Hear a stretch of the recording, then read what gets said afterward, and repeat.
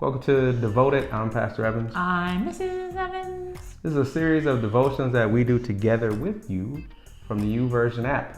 Today's devotion is called When Marriage Gets Hard. We're doing day 2. Let's get started. Rather than focusing on the faults of your spouse, focus on what he or she does well.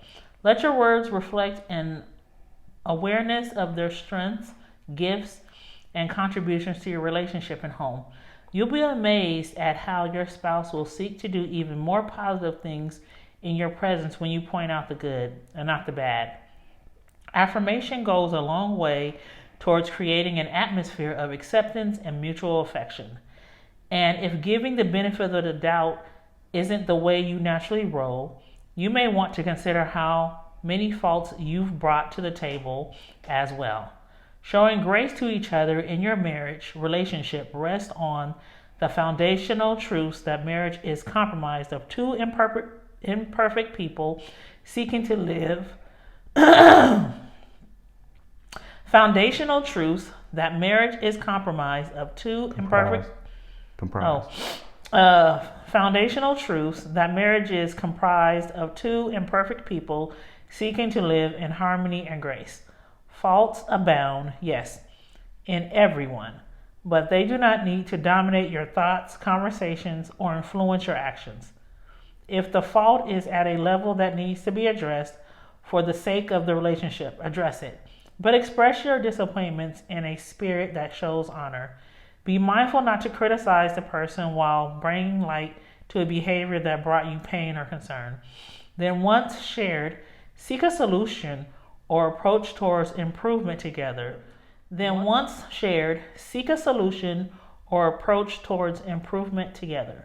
Once decided, move on. All right. Did you have anything to say so far? There was a part in there that said that we all bring faults to the marriage, and kind of pointing out other people's issues is not necessarily helpful. I need to be able to say things that bug us, but I think we just have to keep in mind that we're doing things, or we're bringing issues with us, because you're a whole person. Mm-hmm. And trying to meld these two whole people together is going to be some issues. So, but also be mindful of our things that we bring too. Right, but also I think we have to. I think what this is also saying, because it says, bring the things that are truly an issue.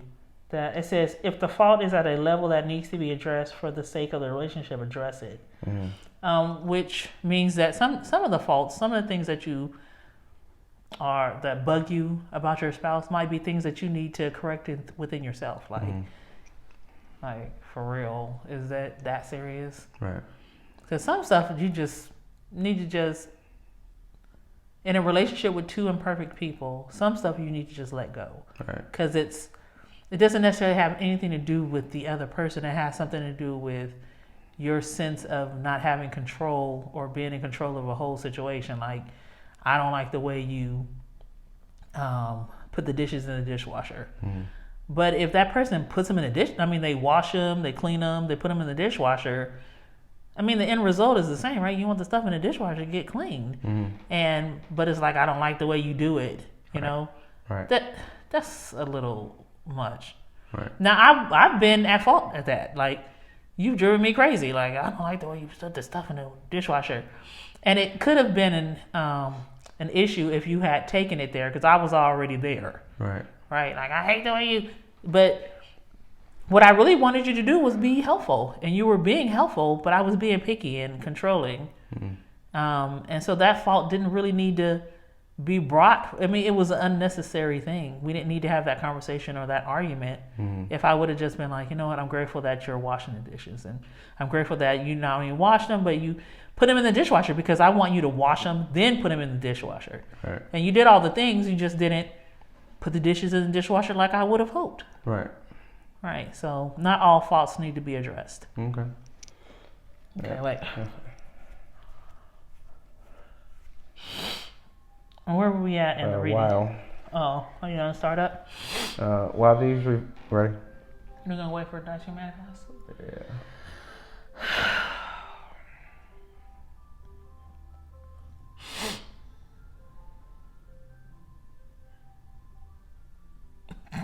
This is the longest ice cream as long ever, right? All right. It's probably gonna be in the background a little bit.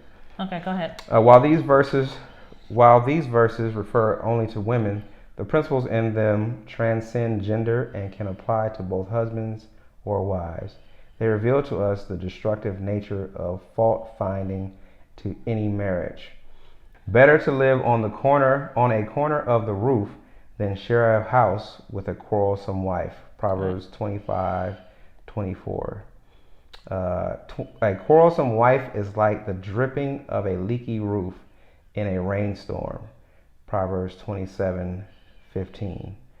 An atmosphere of fault finding will destroy the intimacy in any marriage, whether it comes from the wife or the husband or both. Okay. If this is something you've experienced in your marriage or do yourself, it is best to seek its removal entirely and look for ways to build each other up through what you do, think, or say. Right. Right.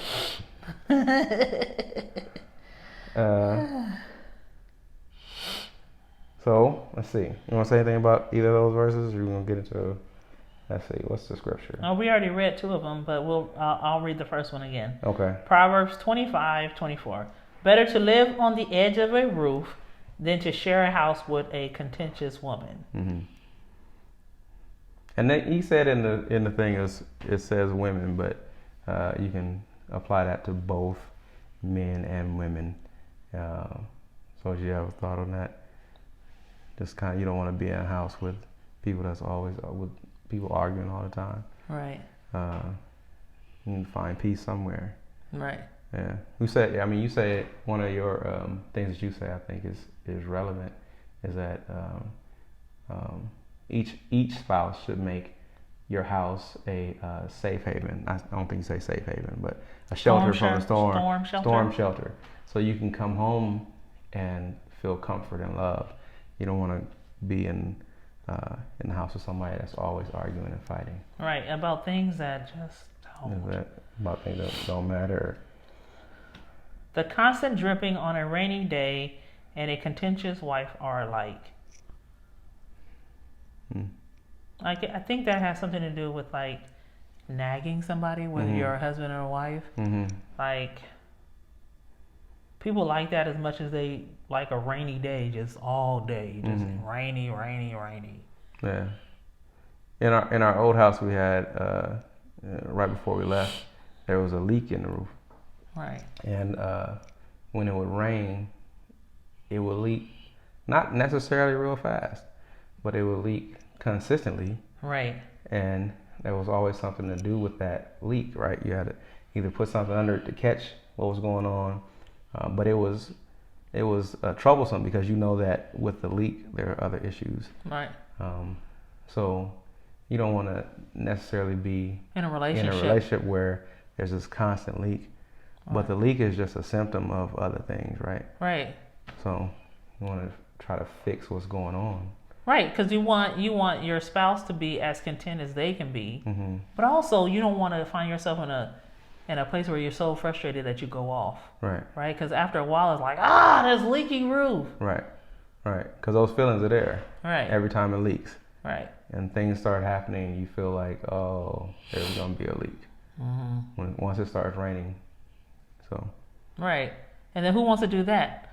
Like, man, I want to help my wife with the dishes, but every time I help, we have this long drawn out conversation and she gets upset. So I'm not gonna do the dishes. But then it's like, if I don't do the dishes, she gonna say something. Right. Like, you can't win for losing. Then either way, it's gonna leak. It's gonna leak either way. Right. So. Let's see. And nobody wants to live in a situation like that. Right. So based on today's readings, what is one thing God is saying to you? Come on. I see how you flipped it on me because I usually ask the question. Based on today's reading, what is one thing God is saying to me? You know what?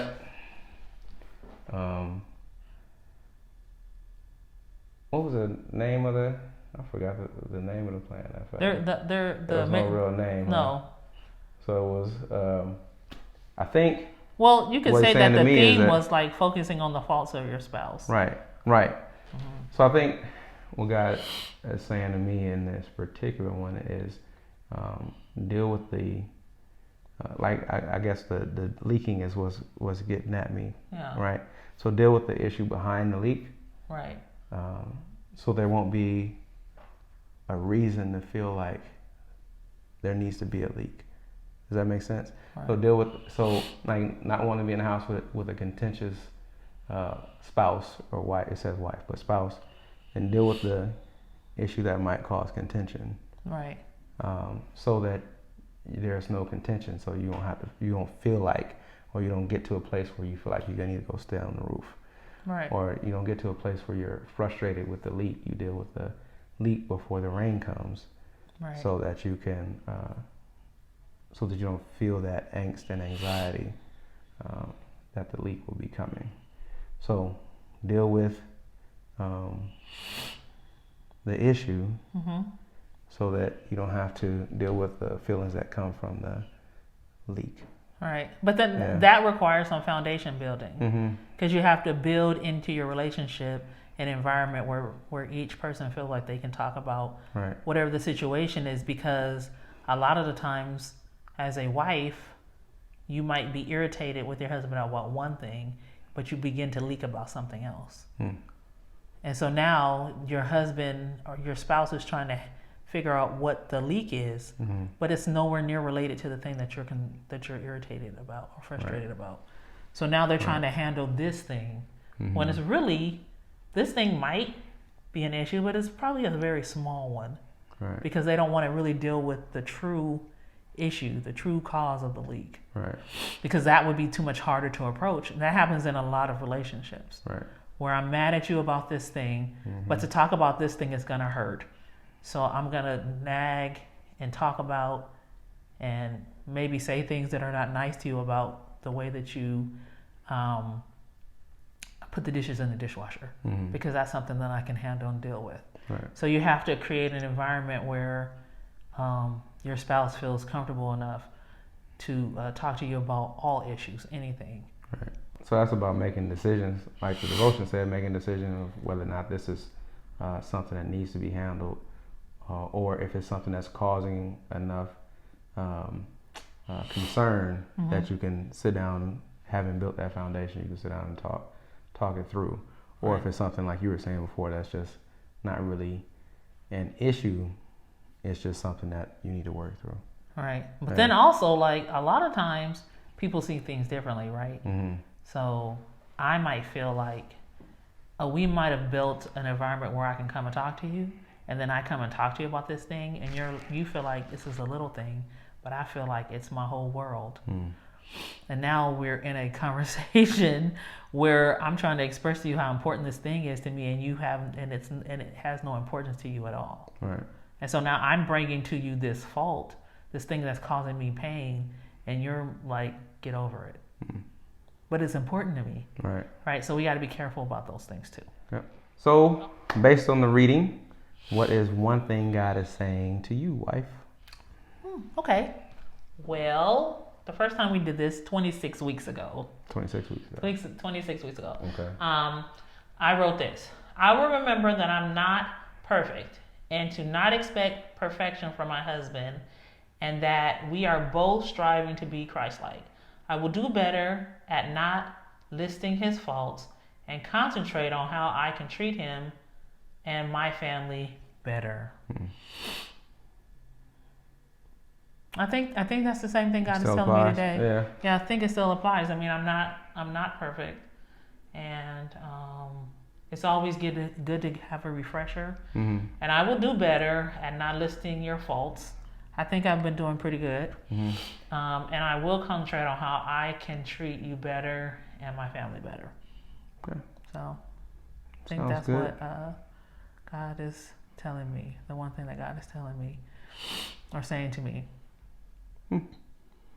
Sounds like a good ending. Say anything else? Alrighty. Then that will be it.